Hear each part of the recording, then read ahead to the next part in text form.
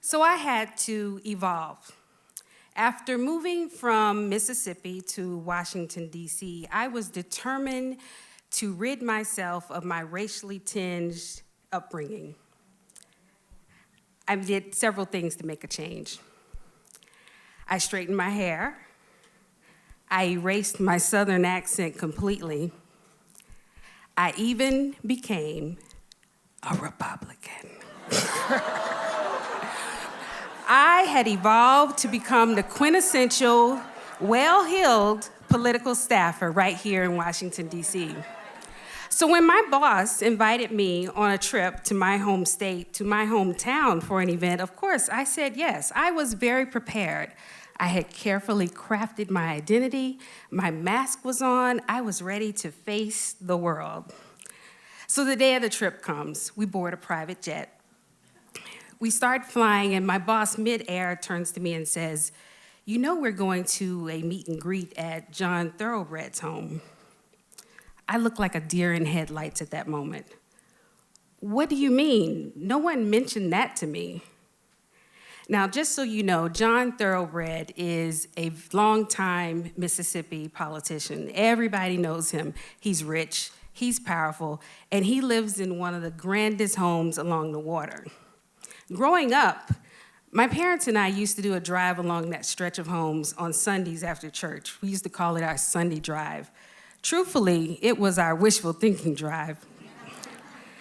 But the Mississippi that I grew up in, it wasn't the 60s or the 70s, but it was still very much divided. I mean, even in school, we would elect 2 vice presidents, one black, one white. That was normal for us as kids.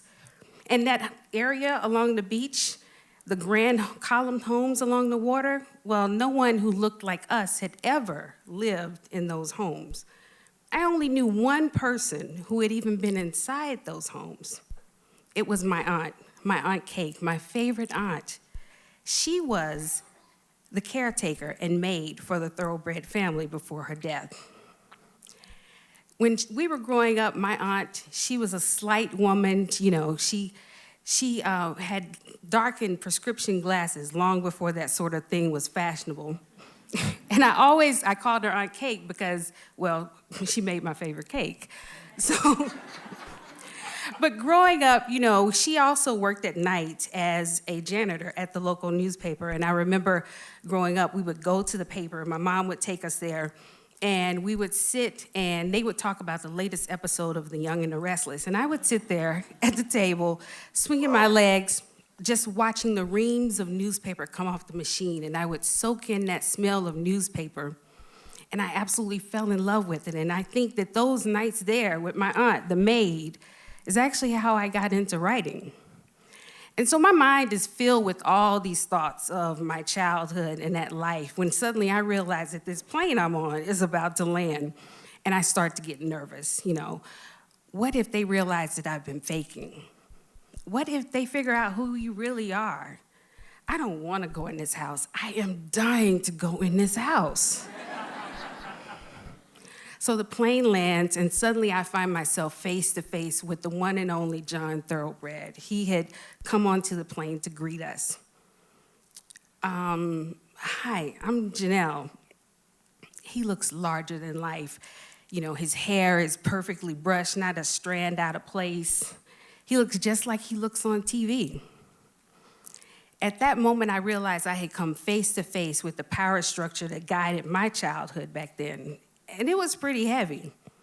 I didn't know what to do. So we go ahead, we get in the cars, we head to the home, and I realize as we're driving to the Thoroughbred home that I'm suddenly on the wishful thinking drive again. Except this time, I'm in a police escort. We go along and we get to the house, and I go inside and I just take it all in, this home and everything that I'm seeing. I mean, there are like perfectly floral painted walls there. They have wide wood beam floors and even have petit fours on a buffet server. You know, it was just like my mother used to have, but we only had it at Easter. It wasn't a normal thing when people came over. I couldn't believe I was here, and I wanted to see more of this house. Where's your restroom? Mrs. Thoroughbred points me down the hallway, the main hallway. And I go inside, and I flip on the light, and I take the biggest Mary Tyler Moore spin I had ever taken, because I am in here. And I just look at it, and I mean, there are gold light fixtures, and they're perfectly painted walls. And I turn around, and I touch the toilet seat like it was a hot pan, to be honest. And suddenly I have this thought, has anyone like me ever been here? Was my aunt here in this space? What if I held my own sort of sit-in right now? It could be quick, but boy, would it be effective. And it would be so apropos to leave a little bit of myself behind after growing up as a little black girl in the Deep South. I take a quick look around. I don't know why. But I slowly just lower down. And seriously, as I'm doing it, all these thoughts are going through the thoughts of, growing up in Mississippi. And, I'm thinking about the time that we watched for the Klan to even come to our house when we were moving in. Or I thought about the club that my friends and I were dying to join when we were in high school, but we couldn't because they told us it's for white girls only. And I thought about my daddy and all the times he would just get in my ear and tell me, you have to be 10 times better than everybody else as a little black girl. And so I sat on that man's toilet seat. I did. I did.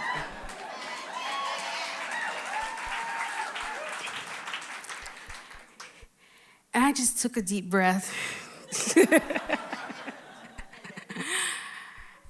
And as I sat up, I looked in the mirror, and all I could think was, Aunt Kate, I made it. Just move on up toward your destination, though you